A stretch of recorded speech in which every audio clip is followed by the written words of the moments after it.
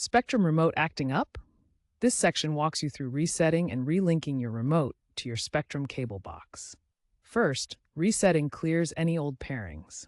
For most remotes like the UR5U8780L, press and hold the OK Select button along with the menu button simultaneously for 5 to 10 seconds until the remote blinks or the power goes off. This returns it to factory defaults.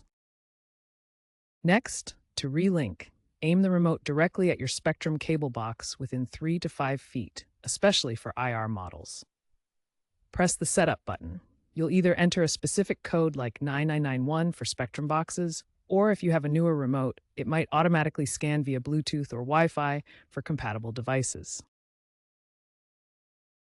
Remember, proper line of sight is crucial for IR remotes.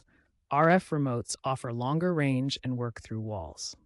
If your remote has a voice control feature, it may require separate pairing through your Spectrum account.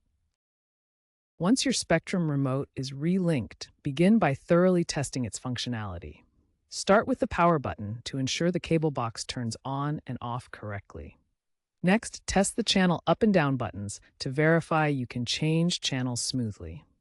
Then check the volume controls to confirm audio adjustments work properly. If you encounter any issues during testing, start troubleshooting by checking for obstructions between the remote and cable box that might block the signal.